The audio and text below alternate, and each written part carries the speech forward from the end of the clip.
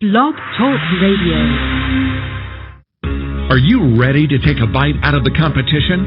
Are you looking for ideas to make your business better? Welcome to the Core Business Show with Tim Jacquet, sponsored by Apple Capital Group. At the core of every successful business, you'll find people making a difference. And with each episode of the Core Business Show, we talk with those people, examine those ideas, and explore the strategies that make them special. Now, the host of the Core Business Show, Tim Jacquet. Well, good morning, everybody, and welcome to another episode of the Core Business Show with Tim Jacquet. I'm Tim Jacquet, your host. Today, I have the pleasure of having Neil Chopra. He is the author of Perpetual Patterns. It's a book talking about the patterns of people's lives. If you'd like to speak to Neil, please give him a call at 347-324-3460, 347-324-3460, or you can pose a question in the chat room, and I'll read it on the air. Well, Neil, welcome to the program. Thank you, Tim. Okay. I guess to begin with, kind of tell us about yourself, where you're from, and then we'll segue. The next question is going to talk about how did you come to write this book? Sure. So I was born and raised in Northern California. I went to Berkeley and studied computer science, and my previous job for about 5.5 years was at Blizzard Entertainment, a video game company in Southern California. I really enjoyed that work. Over the past 10 years of my life, my focus has been on computer science, been my passion. But what I've also been doing is really thinking through my own philosophy of life and understanding, what people's behaviors are, what my own behavior is. So recently, over the past few months, I've been writing, and that turned into my first book, just to kind of get these ideas off of my chest. I kept writing, and it eventually took form of a book. So now I'm back in Northern California, focusing on this. This book is entitled Perpetual Patterns. It's based off of patterns that I've observed in my own and other people's behavior. It's a short book. It's about 100 pages. It is broken down into 27 chapters, 27 patterns. Each chapter is very short. I wanted to approach it in a way where everything was briefly talked about. So, within a couple minutes of reading one of these patterns, you can kind of see if you're falling into it just as I have maybe fallen into it. So I've self-published the book, kind of approached it as a do-it-yourself project, and now I'm just trying to get word out, seeing who might be interested in this type of work, and that's kind of what I'm up to now. Wow. Now, talking about the book, it's mainly, how did you come to write the book? Well, I've always enjoyed writing, and not in an official capacity, but even through my email communication and everything like that, I always took pride in really paying attention to the details of how I was communicating an idea and making sure that every word counted and I was being as brief as possible and everything like that. So I've always enjoyed reading and writing in that respect. And it kind of got to the point for me where I had all these thoughts kind of running through my mind and I didn't have a release for them. So it was out of just kind of necessity, the first couple chapters where and I actually mentioned this in the introduction, I was actually getting really angry about things, and I felt writing it down really helped me. It kind of released it from my head, and I got those thoughts down on paper.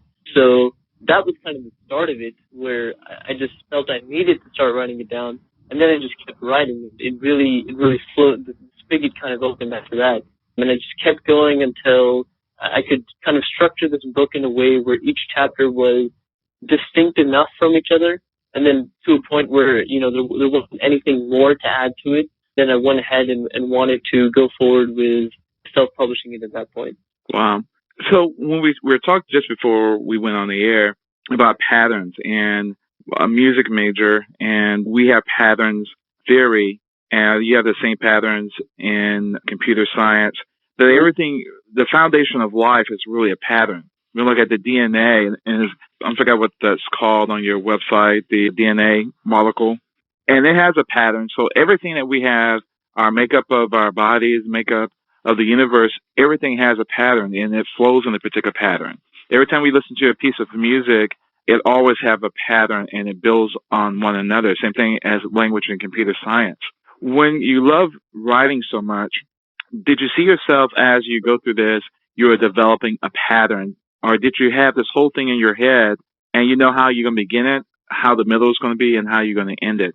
Or did you just stuck to a pattern and this is how you progress? Hey, I start with a cell.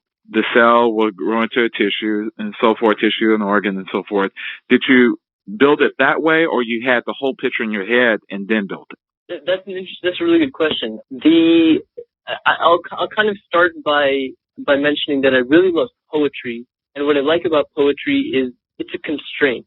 You know, if you constrain yourself, if you say like, I have to write these few lines and they have to rhyme and they have to be structured away, and you can put those thoughts within that constraint, then I feel you've found a better way to grapple it. So the book itself, kind of like you mentioned, you know, you started with this cell. So I started with this template of what I wanted a chapter to be. So I wrote a couple chapters, and I liked that template. The idea of started with a poem. The way the book is, each chapter is structured, is there's a poem to kind of creatively express the idea, then a few paragraphs to talk about the actual pattern, and then some questions at the end. So once I did this for the first two of them, there was a constraint for the rest of the book that I was able to express my ideas through. So I definitely think, you know, same with programming, you have a set of tools available to you. I didn't approach any of the book as kind of free form sort of thing. I knew each chapter should be able to stand on its own, and, you know, you should be able to read them in whatever order you like, that sort of thing. So that straight from the beginning gave me a nice template to go off of where I could kind of just brain dump all of these thoughts that were running through my mind. Wow. So when you think about this particular pattern and you notice in the pattern of our lives, the way we do things, when you went through that pattern from the academic realm and went to kind of the philosophy of life, was that a easy comparison to, because you have to actually watch people, or did you actually take your own experiences in order to write the book? That's a good question. I think it's part of both. I can't say that I've fallen into every single one of the patterns. What I mentioned in the introduction is I'm a quiet person, actually. I'm a very introverted person. And what I like about that is I spend all my time observing people. Like, I really enjoy, whether it's, you know, in school, observing classmates or coworkers, or just going out. I really like to see how people react to things. I like to see how people interact with each other. So it's been a lot of observation as well in absorbing everything around me. I like to, one of the patterns in the book is called blindness, and it's, the tagline of it is be aware. And it's kind of trying to absorb, you know, you may have a goal that you're focusing on, but you can still absorb all of your surroundings. So some of the stuff in here is personal. It may have come from personal experience, but it was also picking up on other things people were saying, other things people were doing. None of the chapters actually have any anecdotes from my life or anything like that. They're all kind of set up to approach the subject logically and, you know, lay out an argument of my opinion very cleanly without needing to, you know, talk about current events or anything like that.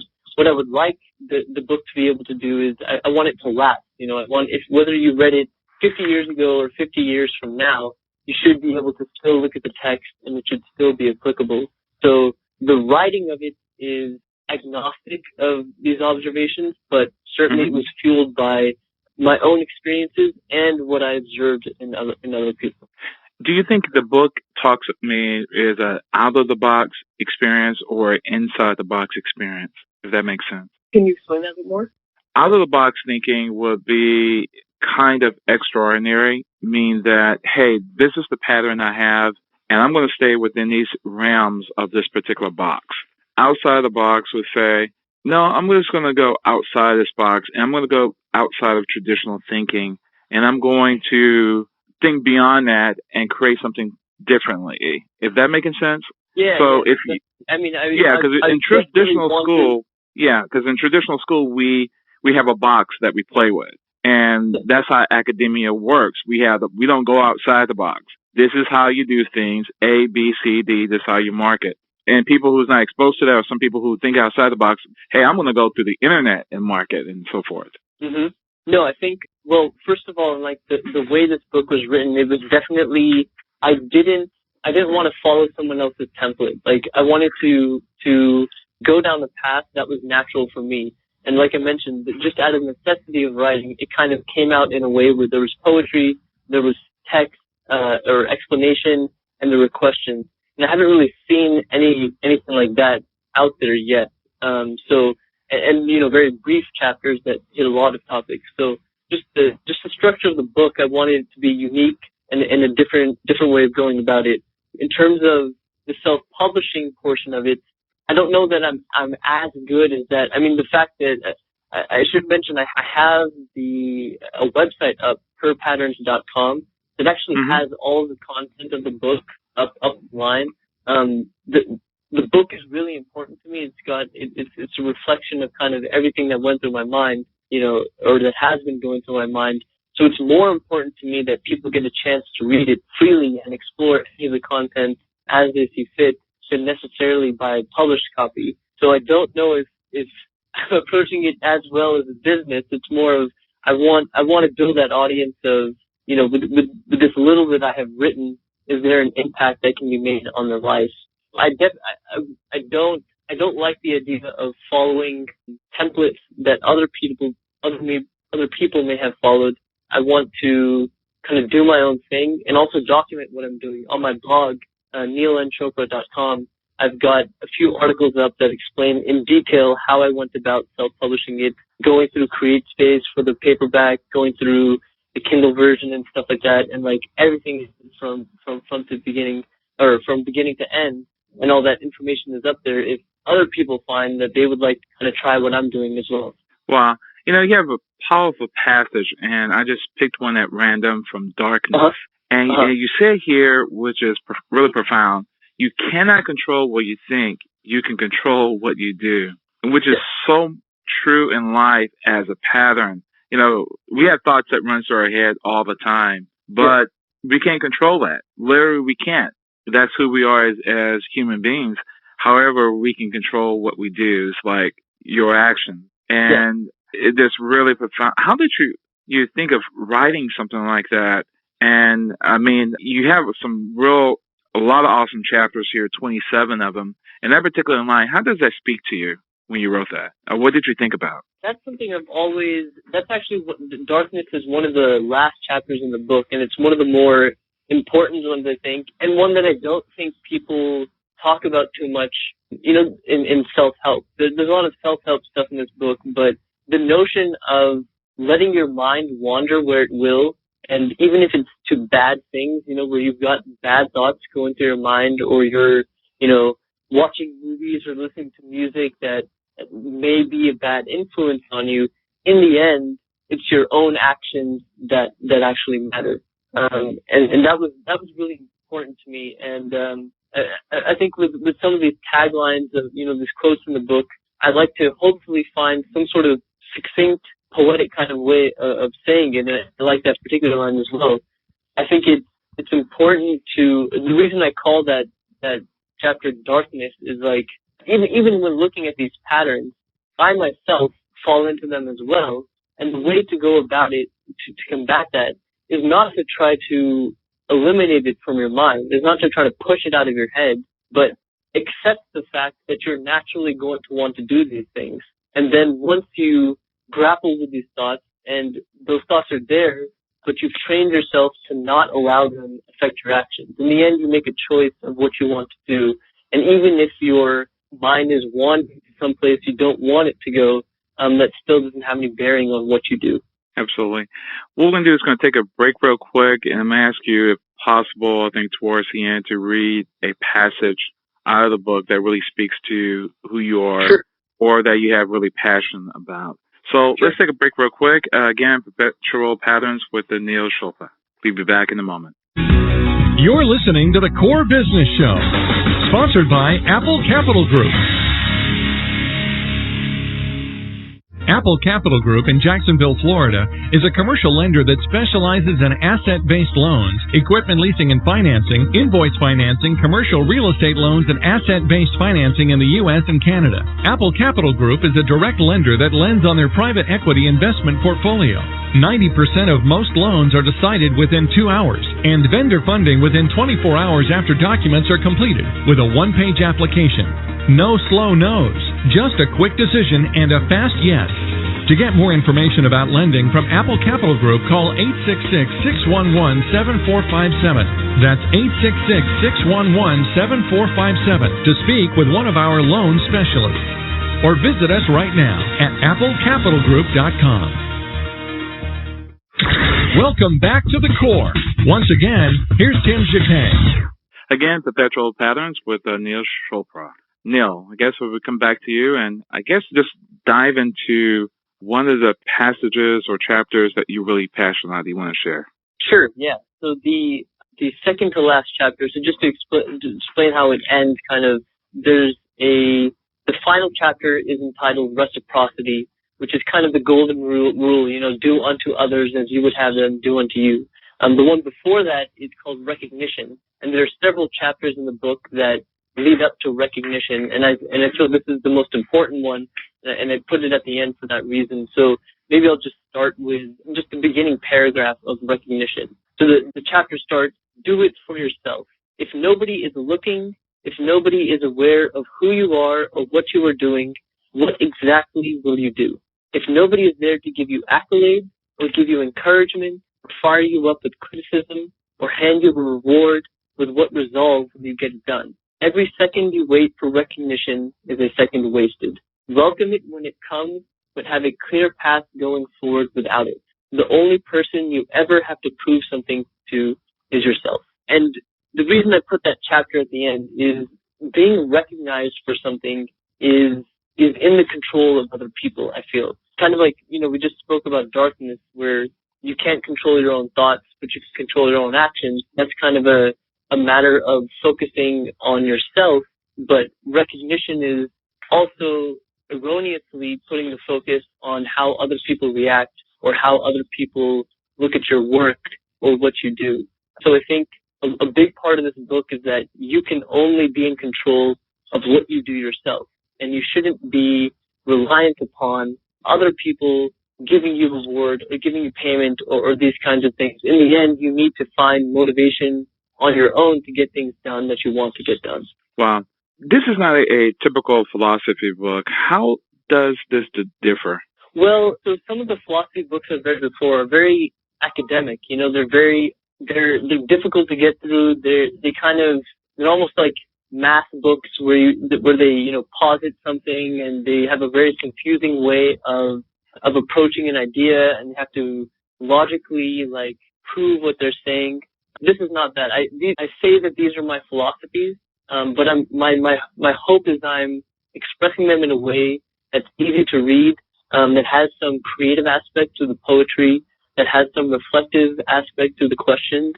So it's a little bit dense. It's 100 pages, and it's not a quick read. But my hope is, as you go through the chapters, you have this aha moment of wow, this is actually something I've been going through myself, and that it's not too difficult to make your way through it. That it's not confusing, that it's said in a way that can resonate with you easily. Okay. And do you consider that Perpetual Path is to be like a bad thing in one sense? Yeah. So kind of all of the ones I mentioned in the book had some negative aspect to them. Okay. Some of the that I use on here, like drama, capitulation, desertion, obedience. I kind of approach all of these words as negative words. They're kind of negative things that you're falling into, negative ideas. There are a couple in there that are like discovery in the beginning. Discovery is a good thing. Reciprocity at the end, that's also a good thing. There are some good aspects to these patterns that are also mentioned in the book. And even in the negative titles, there may be, a paragraph or two that discuss kind of things that are good as well. But in the end, my hope is I'm shining light on what might be negatively affecting you as you go through your day-to-day life.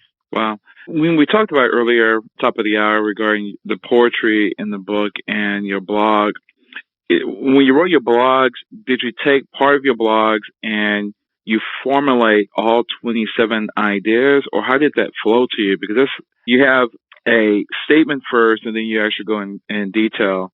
When you started that pattern, how did you come up with all 27? Well, my process was I would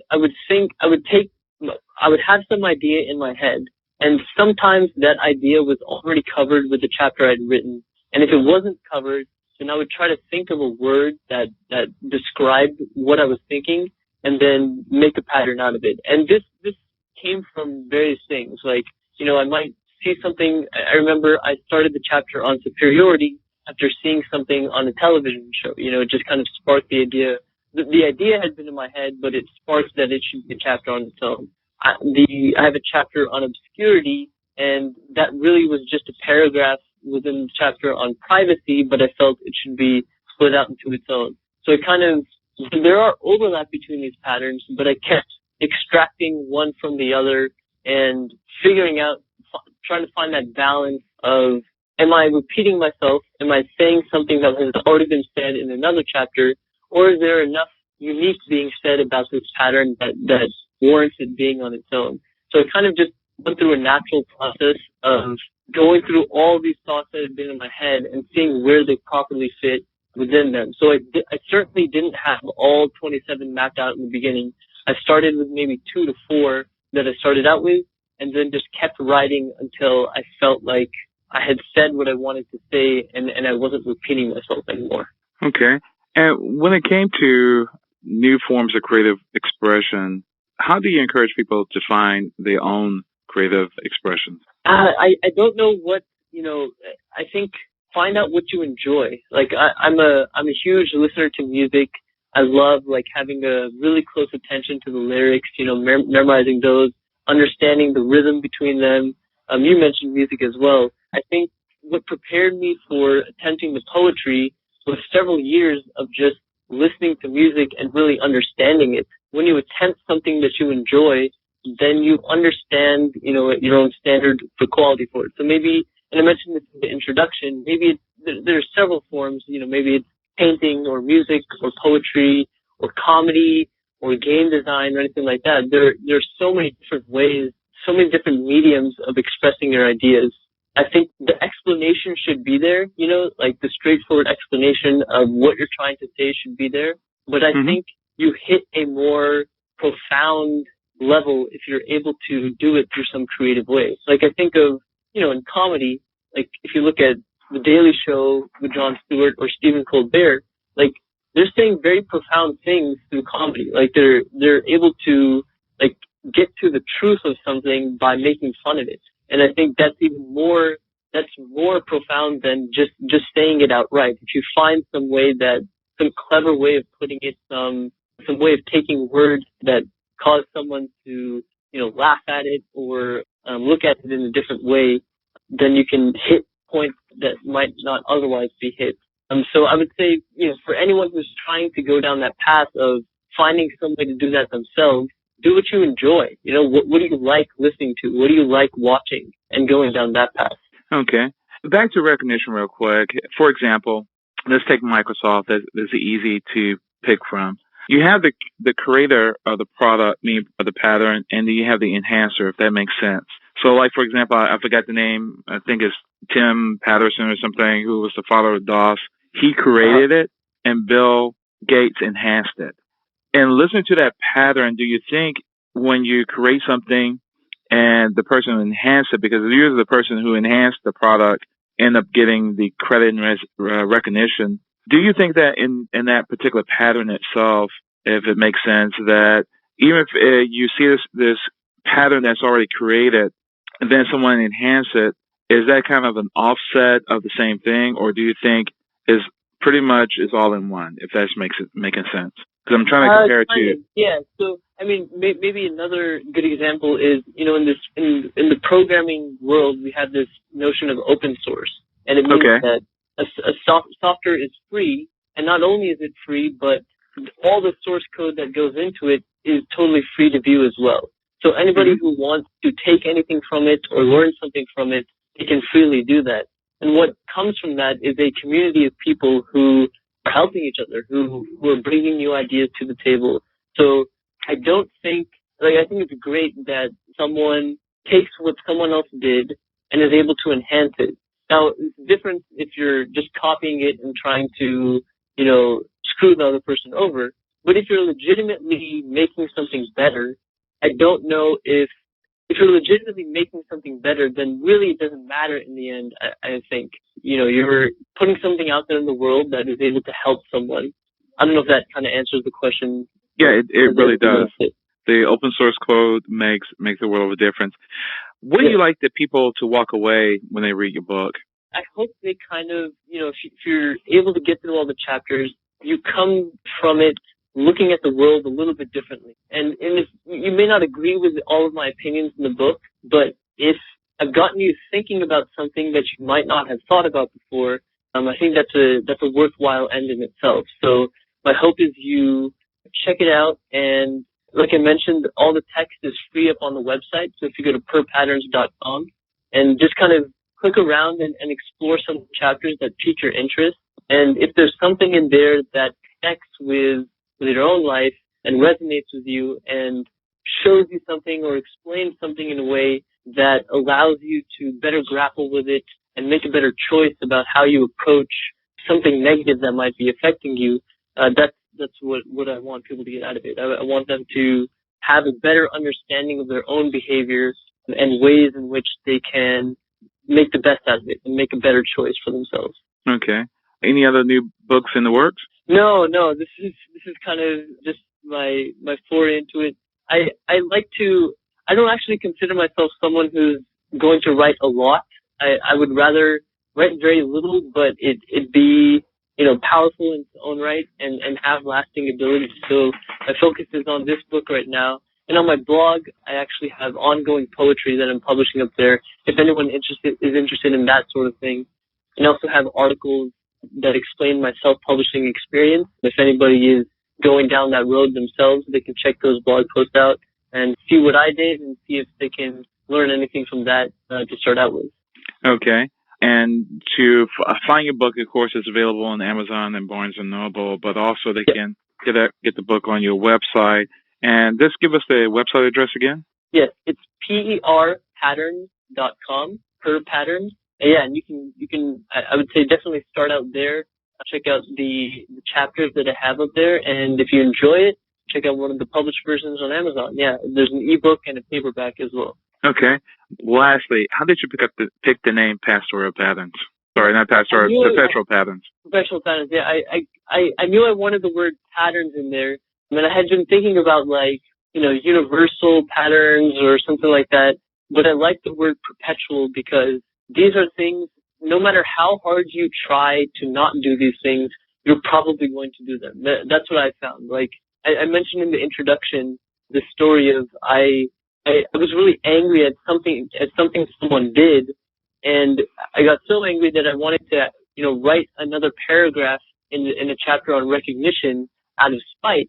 And then I had this chapter on resentment, and I read my own bullet points about it. And I'd just written these words like a few days before, but I totally forgot them. So I myself am falling into these all the time. So I kind of consider these things that you're never going to be able to program yourself to not do them.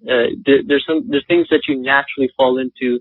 So they're perpetual in that sense. And I like that notion of it's always ongoing. These are always going to exist, and you should be aware of them. Wow.